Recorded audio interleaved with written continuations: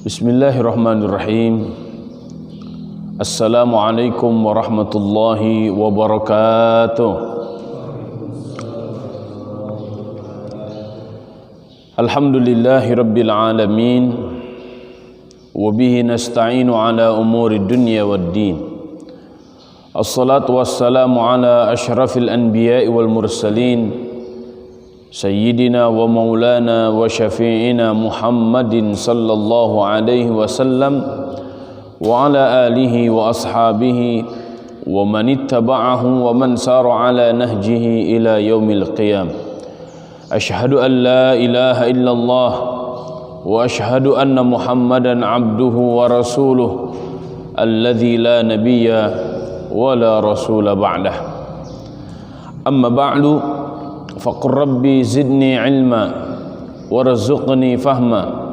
Allahumma aftah lana hikmataka wanshur alaina rahmataka min khazaini rahmatika ya arhamar rahimin. Allahumma amin.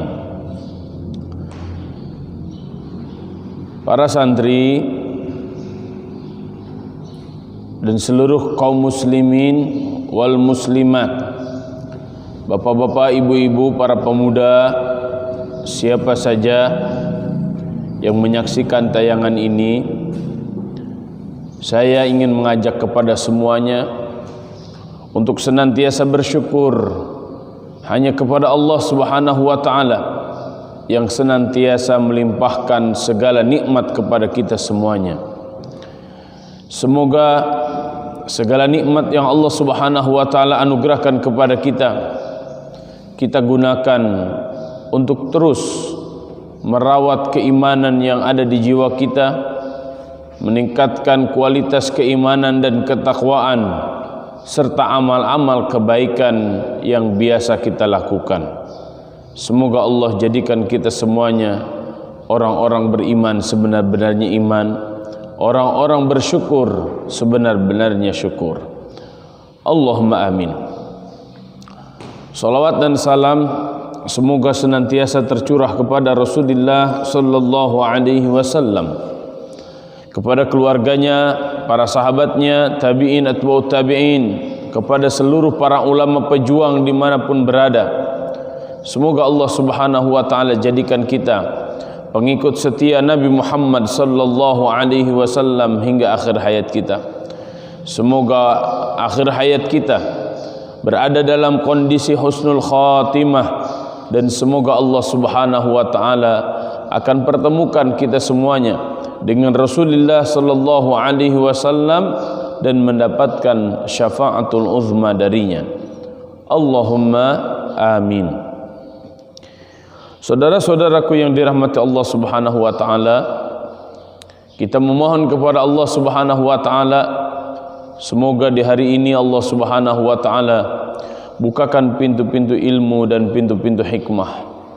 Semoga ilmu yang kita dapatkan menjadi asbab hidayah, sehingga dengan bertambahnya ilmu bertambah pula ketakwaan kita kepada Allah Subhanahu wa taala, bertambah indahnya persaudaraan sesama kita, dan semoga kita terus bersemangat melakukan kebaikan dan menebar kemaslahatan bagi banyak orang yang ada di sekitar kita.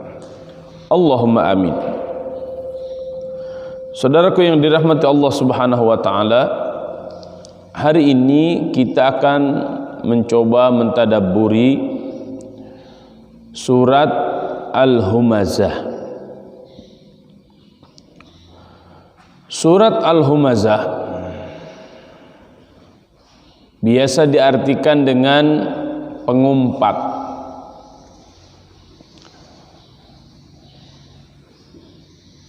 Surat Al-Humazah adalah surat ke-104 secara tertib surat dalam mushaf Al-Quran.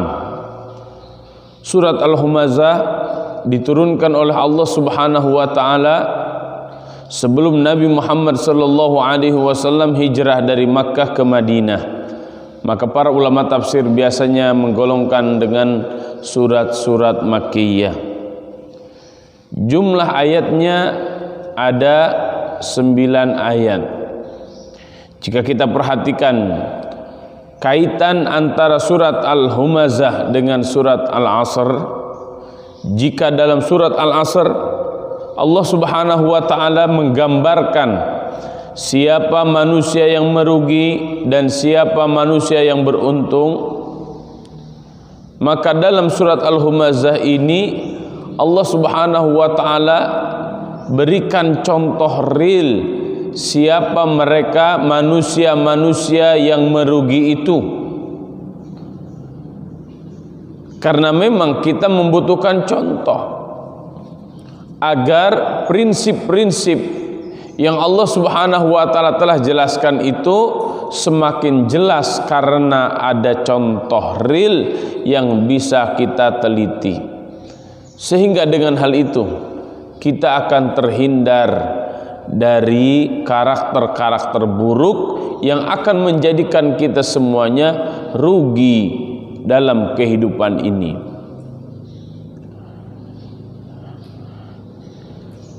Surat Al-Humazah dalam pembahasan Syekh Muhammad Ali As-Sabuni, beliau memetakannya menjadi 3 pembahasan.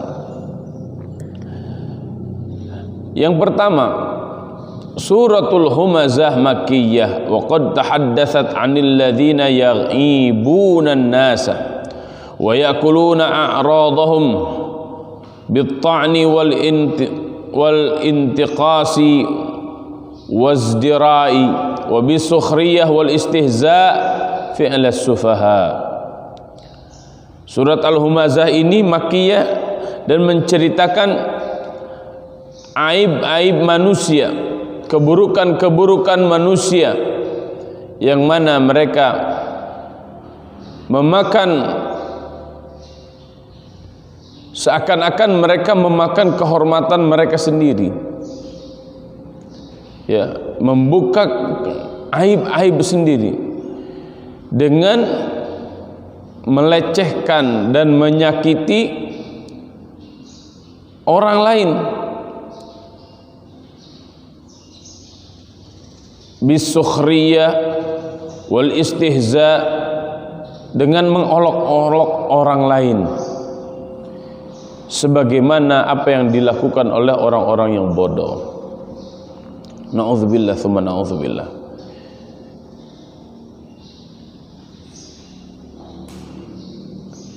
Kemudian kama dhammatil ladzina yastaghilluna bi jam'il amwal. Allah Subhanahu wa taala dalam surat Al-Humazah ini selanjutnya membahas tentang betapa hinanya orang-orang yang dalam hidupnya hanya memikirkan uang, ngumpulin duit aja, ya. Wa taqdisi tsarwat, ngumpul-ngumpul tsarwat itu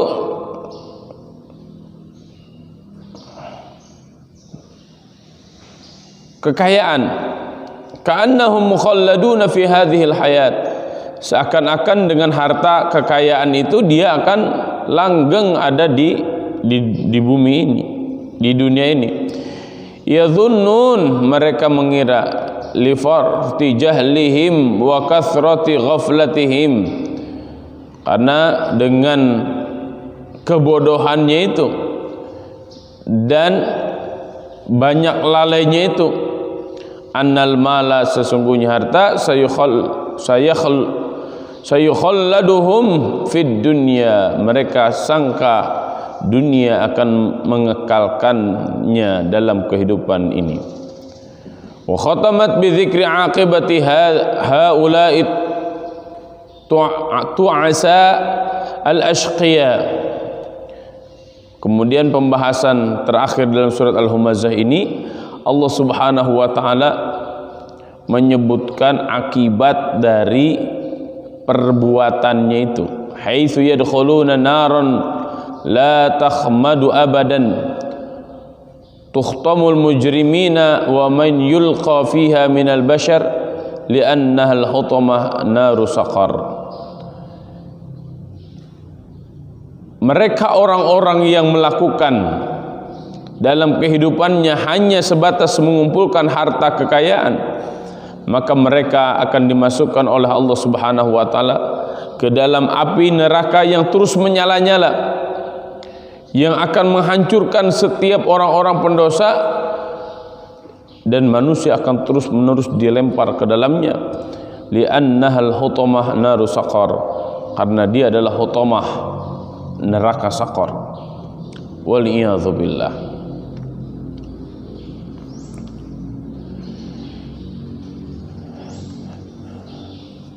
Syekh Al-Maraghi menyebutkan ada 3 riwayat. Sebenarnya surat ini untuk siapa? Beliau menyebutkan dalam awal-awal tafsirnya dengan qala Atha wal Kalbi, berkata Atha dan Al-Kalbi, nuzilat hadhihi surah fil Akhnas bin Syuraiq.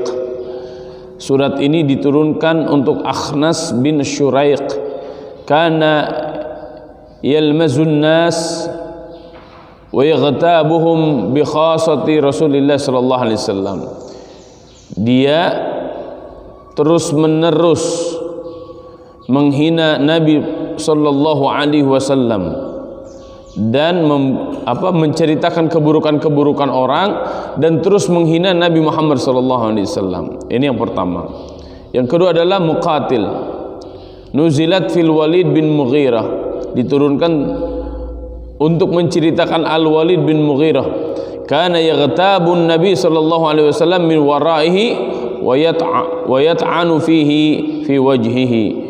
Walid bin Mughirah ini terus menggibah Nabi sallallahu alaihi wasallam, menggunjing Nabi Muhammad sallallahu alaihi wasallam, padahal Nabi sallallahu alaihi wasallam tidak punya kesalahan, tidak punya dosa, ya. Dan dia terus-menerus menyakiti Nabi Muhammad sallallahu alaihi wasallam. Kemudian yang ketiga, Muhammad bin Ishaq sahibus sirah, ma zilna nasma'u anna hadhihi surah nuzilat fi Umayyah bin Khalaf. Kata beliau, surat ini diturunkan untuk Umayyah bin Khalaf. Ketiga orang ini adalah orang-orang kafir Quraisy, orang-orang musyrik Quraisy yang kebenciannya kepada Nabi Muhammad sallallahu alaihi wasallam dan pengikutnya sangat luar biasa. Ya.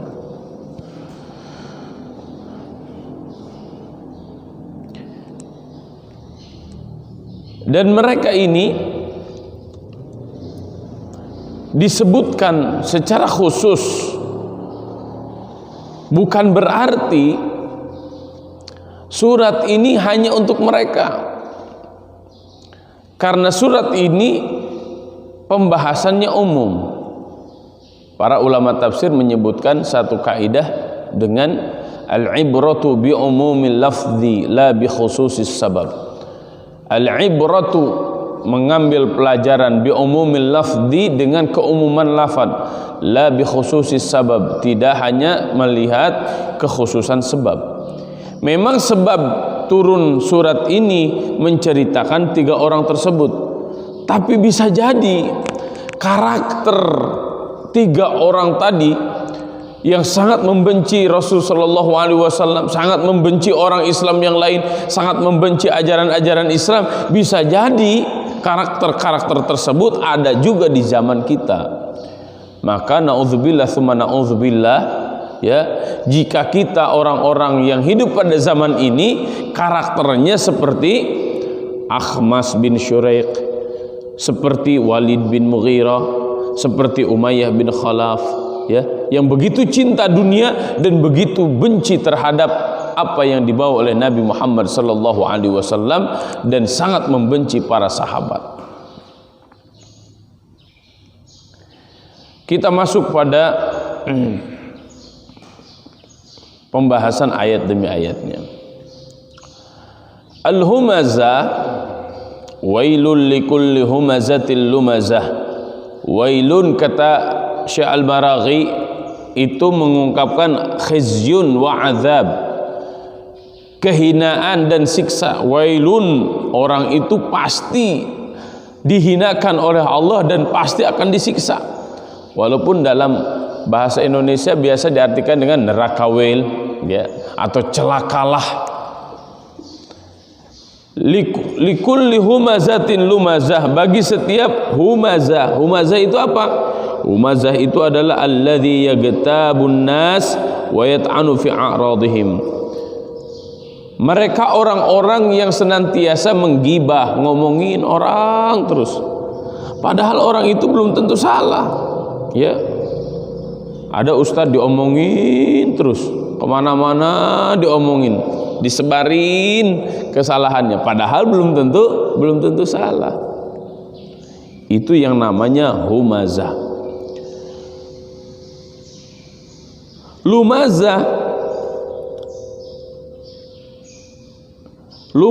Lumazah itu sikap seseorang yang sangat menyepelekan orang lain. Likulli humazatil lumazah, udah ngomongin orang, menyepelekan orang, ya, membicarakan aib-aibnya, kekurangan-kekurangannya kepada orang lain, kemudian dia lecehkan orang lain tersebut. Jadi ini sangat mengerikan kayak begini nih. Kalau hanya gibah itu menceritakan keburukan orang, selesai. Itu saja, gibah saja siksanya sangat mengerikan. Nanti di akhirat dia akan menjadi orang yang terus-menerus memakan bangkai saudaranya, memakan daging busuk. Ya, apalagi humazatin lumazah, ngomongin keburukan-keburukan orang dan menyepelekan orang, seakan-akan orang lain itu nggak ada harganya, seakan-akan yang hebat itu dirinya saja. Nah, pertanyaannya, kenapa ada orang karakternya seperti ini? Dilanjutkan dengan ayat keduanya, alladzi jama'a malan wa 'addadah.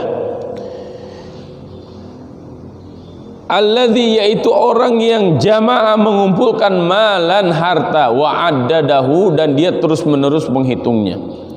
Oh, ternyata orang tersebut kenapa membukakan aib-aib orang lain, bahkan dia sampai melecehkan orang lain? Karena dia kaya. Lihat, kekayaan bisa menjadikan orang sangat sombong dan menyepelekan orang lain. Kekayaan terkadang menjadikan dirinya merasa statusnya lebih tinggi daripada yang lain, kemudian dia menghinakan, menganggap kecil, menganggap remeh orang lain.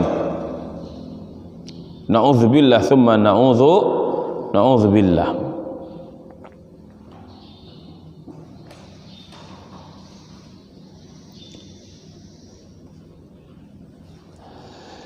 Dia terus-menerus mengumpulkan uang yang sangat banyak, menghitung-hitung terus omset yang dia dapatkan. Wa hafadhu ala adadihi li'alla yanqusa famana'ahu minal khairat. Dia terus hitung-hitung itu untuk apa? Agar dia tidak merasa rugi. Dan harta yang dihitung-hitungnya itu, harta yang terus-menerus dikumpulkannya itu, tidak pernah dia gunakan untuk kebaikan. Kalau untuk di jalan Allah, koretna, na'udzubillah min zalik. Susahnya, na'udzubillah min zalik. Keket mengkene cap jahe buntut kasiran. Koret, sekoret-koretna, kikir sekikir-kikirnya. Tapi untuk kemaksiatan, awuntah, dihambur-hambur oleh dia. Na'udzubillah tsumma na'udzubillah. Qala at-Tabari, Imam at-Tabari mengatakan, ay ahsa adadahu wa lam yunfiquhu fi sabilillah. Dia terus-menerus menghitung-hitung hartanya, tapi dia tidak pernah menginfakkan di jalan Allah Subhanahu wa taala. Wa lam yuaddi haqqallah fihi walakinnahu jama'ahu fa'aw'ahu wa hafadhahu. Dia tidak menunaikan kewajiban yang Allah telah perintahkan kepadanya. Apa di antara kewajiban-kewajibannya? Tidak mau mengeluarkan zakat, tidak mau infak, tidak mau sedekah, ya. Susah. Akhirnya apa? Karena orang kayanya pelit, orang kayanya koret, akhirnya banyak masyarakat yang kesusahan, banyak masyarakat yang kesulitan karena orang-orang kayanya tidak mau zakat, orang-orang kayanya tidak mau sedekah, orang-orang kayanya tidak mau infak, orang-orang kayanya tidak mau wakaf. Saya ingin katakan kepada semuanya, sistem Islam sangat luar biasa dalam masalah ekonomi. Ya, harta tidak hanya berputar pada orang kaya, tapi harta juga akan terdistribusi ke semua orang. Dengan apa? Dengan konsep zakat, infak, sedekah, wakaf.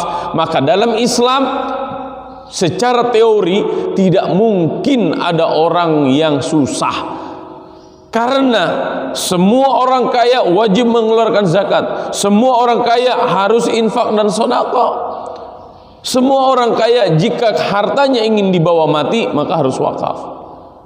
Zaman Umar ibn al-Khattab radhiyallahu anhu, ada orang yang mencuri. Secara hukum Islam setiap orang yang mencuri harus dipotong tangan. Tapi pada kesempatan tersebut ternyata tidak dipotong tangan oleh Umar. Ketika ditanya, kenapa engkau mencuri? Ya gimana, saya enggak mencuri, keluarga saya sudah tidak makan beberapa hari. Oh, kalau begitu bukan salah engkau, yang salah justru orang kayanya. Kenapa yang salah orang kaya bukan pencuri? Karena orang kayanya tidak peduli terhadap masyarakat, orang kayanya tidak peduli terhadap tetangga-tetangganya. Orang-orang yang hanya hidupnya mengumpulkan harta dan hartanya untuk dirinya sendiri, tidak mau dikeluarkan di jalan Allah Subhanahu wa taala, maka Allah Subhanahu wa taala menegaskan wailun, celaka orang tersebut. Walaupun mungkin hidupnya banyak disanjung-sanjung orang, hidupnya mungkin terhormat di hadapan orang, tapi di hadapan Allah Subhanahu wa taala orang tersebut adalah orang yang sangat celaka. Nauzubillah tsumma na'udzubillah.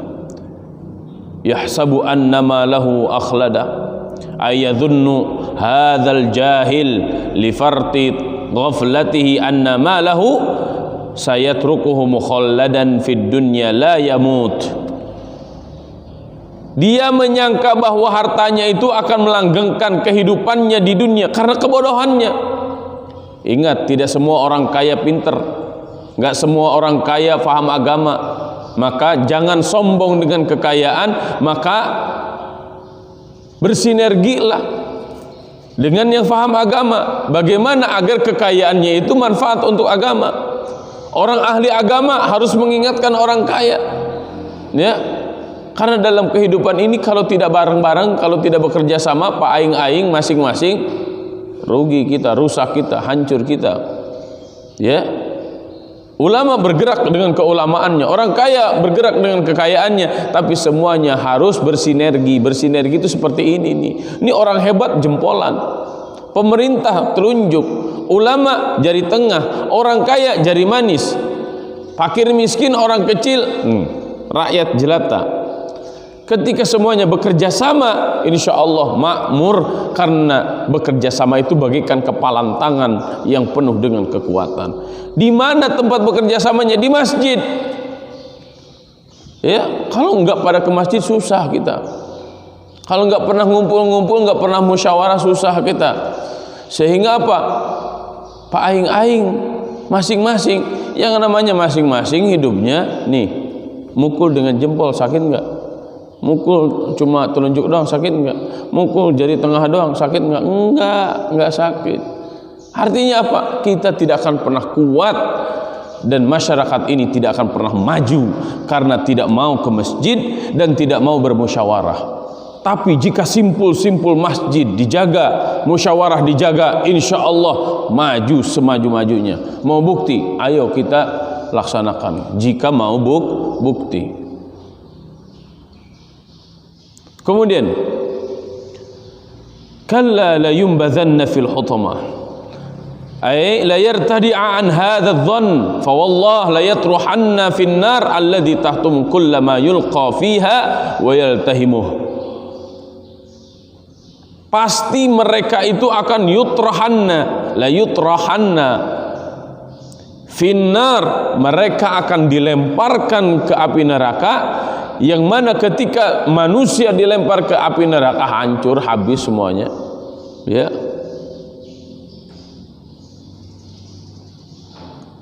Wa ma adraka mal hutamah, kamu tahu nggak apa itu hutamah? Tafkhimun wa tahwilun li sya'niha. Wa man alladhi a'lamaka ma haqiqata hadhihi an-nar al-'azimah?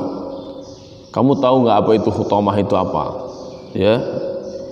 Innaha al-hutamah allati tahtumul 'idham wa ta'kulul luhum. Al-hutamah itu dikatakan hutamah karena dia akan menghancurkan setiap tulang dan akan menghancurkan setiap daging. Ya, hutamah disebut hutamah karena ketika manusia dimasukkan ke neraka hutamah, maka seluruh tulangnya akan hancur, seluruh dagingnya akan hancur. Waliyadzubillah, waliyadzubillah. Narullahil muqadah hiya narullah musta'irrah bi amrihi ta'ala wa iradatihi.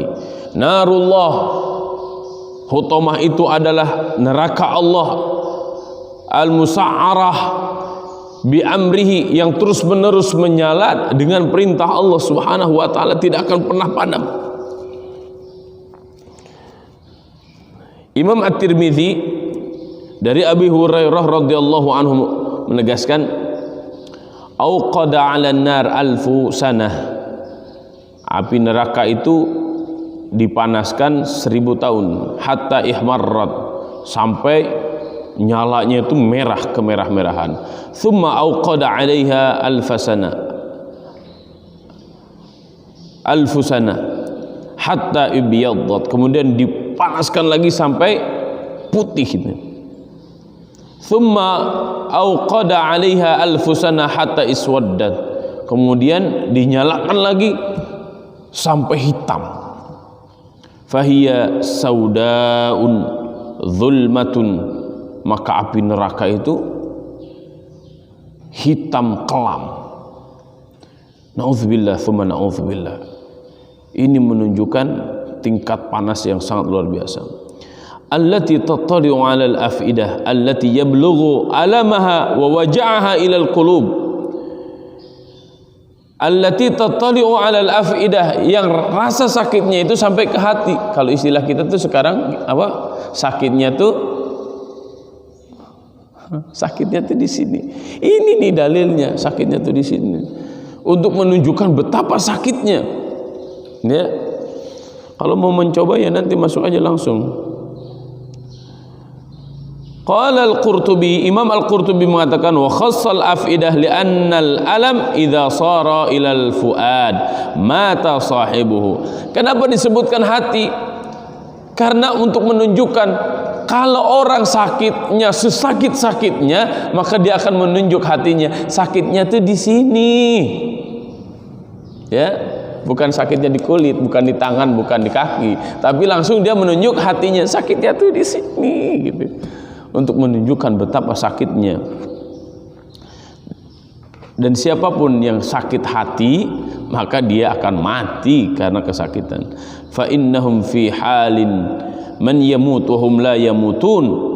Mereka kelak di akhirat mati, tapi mereka tidak mati. Kenapa mati tidak mati? Karena kalaupun hancur mereka akan dihidupkan lagi. Kenapa begitu? Liyadzuqul azab. Kullama nadijat juluduhum baddalna juludan ghairaha liyadzuqul azab. Setiap kulit mereka, tulang benulang mereka hancur, mereka dihidupkan lagi oleh Allah Subhanahu wa taala, liyadzuqul azab, untuk merasakan betapa pedihnya siksa dari Allah Subhanahu wa taala. Ya, kalau untuk merasakan sakitnya seperti apa, bikinlah api unggun, terus tangan Anda masukin ke api unggun itu. Ya, biar tahu rasanya seperti apa. Dibakar itu enak atau enggak itu. Innaha 'alaihim mu'sadah, inna jahannama mutbiqah mughliqah alaihim la yadkhulu ilaihim ruhun wala rihan wala raihan. Innaha alaihim mu'sadah, sesungguhnya neraka itu ditutup rapat. Tidak ada yang bisa masuk lagi, tidak ada yang bisa keluar lagi. Ya. Artinya nggak akan bisa kabur dari neraka. Nggak seperti di penjara di dunia, masuk penjara ditebus 100 juta, keluar langsung besoknya. Ya, emang malaikat bisa disogok kayak begitu? Malaikat butuh duit berapa? 1 miliar nih gua kasih. Terus keluar gitu dari neraka? Ya nggak bakal bisa lah. Fi amadin mumaddadah wa hum mawthuquna fi salasil wa aghlal. Mereka yang ada di neraka diikat dalam tiang-tiang yang sangat tinggi. Ini kalau kita bayangkan ini persis seperti di presto orang, ya, diungkep. Kan alat presto sekarang ada begitu kan? Kambing guling presto. Wah, berarti prestonya gede banget. Kambingnya dimasukin, ya kan? Ditusuk kayak sate, diguling-guling kayak begitu. Akhirnya adui, tahu adui? Hancur. Ya. Nah, kita bayangkan diri kita nanti dimasukin ke neraka. Tukin karenghek, tukin kaadui, tukin kahancur, tapi nggak mati-mati, dihidupi lagi, dihidupi lagi, dihidupi lagi, disiksa lagi seperti itu. Nauzubillah, tsumma nauzubillah. Kita yang dipreston, kita yang dipanggang itu, manusia yang dipanggang itu. Ini kenapa sampai seperti ini? Ini akibat dari cara berpikir kita sebagai manusia hanya sebatas memikirkan duit, duit, duit, duit. Anu penting mah duit tuh. Haben memikiran duit, bari duitna eueuh. Kalaupun ada dia banyak duit, haben dihitung-hitung tapi tidak pernah dia gunakan untuk perjuangan Islam. Menjadi orang kaya itu tidak hina, silahkan. Tapi kekayaan Anda akan menjadikan Anda hina di hadapan Allah Subhanahu wa taala jika hartanya tidak pernah digunakan untuk memperjuangkan Islam. Harta tidak akan bisa dibawa mati kalau hartanya tidak ada yang disedekahkan, tidak ada yang diinfakkan, tidak ada yang diwakafkan. Maka sok mumpung Allah berikan harta kekayaan, jadikan harta itu untuk menggapai kemuliaan dari Allah Subhanahu wa taala. Gunakan harta yang Allah Subhanahu wa taala berikan untuk perjuangan menegakkan agama Allah Subhanahu wa taala. Musim sulit seperti ini, apa yang harus kita lakukan? Keluarkan harta, berikan makan orang-orang miskin, bantu orang-orang fakir, bantu orang-orang miskin. Ya, jangan sampai orang miskin sudah memiskin, gak punya apa-apa, kelilit hutang, akhirnya apa? Gantung diri. Akhirnya apa? Bunuh diri. Ya, kalaupun tidak gantung diri, tidak bunuh diri, menggadaikan apa yang dia miliki, jual diri akhirnya. Siapa yang salah? Dirinya salah, orang-orang kaya di situ yang salah. Bagaimana solusi bagi kita semuanya? Solusinya yang pertama adalah saling mengingatkan bahwa hidup ini hanya sementara. Karena dengan keimanan kita semuanya akan selamat. Yang kedua, beramal soleh semampu kita. Setiap kita lakukan amal-amal kebaikan. Ya, ayo saling memberikan kebaikan di antara kita sebisanya, sebisa-bisa kita. Yang ketiga, terus saling menasehati, ya, dengan kebenaran. Hati-hati riba. Ayo kita lakukan mencari solusi agar tidak terjebak dengan riba. Dan yang terakhir, harus sabar, ya, harus sabar. Nggak ada solusi langsung bleng gitu, persis seperti minum obat. Sekarang minum obat langsung sehat gitu. Enggak, yang kena corona aja harus diisolasi 14 hari. Ya, ini penyakit-penyakit sosial mungkin butuh 2 tahun, 3 tahun, 4 tahun. Nabi SAW membutuhkan waktu 23 tahun untuk menyadarkan orang-orang Arab. Iya kan? 23 tahun baru sadar orang-orang Arab. Baru mereka diangkat derajatnya oleh Allah Subhanahu wa taala. Untuk menyembuhkan orang-orang sini berapa tahun butuhnya? Wallahu a'lam bishawab. Tapi yang jelas dan yang penting terus saja bergerak. Ya. Karena kemarin di surat Al-Asr Allah Subhanahu wa taala sudah memberikan obatnya, ya, agar kita tidak merugi, agar kita tidak hina. Iman, amal soleh, nasihat menasihati dengan hak yang benar, dan bersabar dalam berjuang. Mudah-mudahan Allah Subhanahu wa taala anugerahkan kepada kita semuanya kesehatan. Mudah-mudahan Allah Subhanahu wa taala berikan kepada kita semuanya harta yang barokah, sehingga dengan harta itu bisa banyak orang yang kita bantu. Dan semoga harta itu bukan menjadi penghantar kita ke neraka, akan tetapi semoga harta yang Allah titipkan kepada kita menjadi fasilitas kita semuanya mendapatkan ridha dari Allah Subhanahu wa taala dan memasuki surga Firdausil A'la.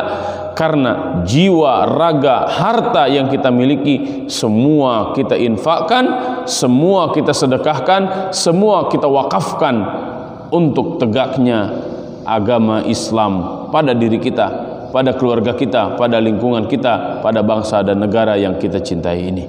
Allahumma amin, Allahumma amin, Allahumma amin. Wa sallallahu ala nabiyyina Muhammadin wa ala alihi wa ashabihi ajma'in.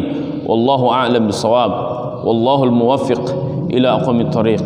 Wallahu ya'khudhu bi aydina ila ma fihi khairun lil islam wal muslimin. Allahumma kfina bihalalika an haramik wa ghnina bifadlika amman siwak. Rabbana atina fid dunya hasanah wa fil akhirati hasanah wa qina adzaban nar. Subhana rabbika rabbil izzati amma yasifun wa salamun alal mursalin walhamdulillahi rabbil alamin.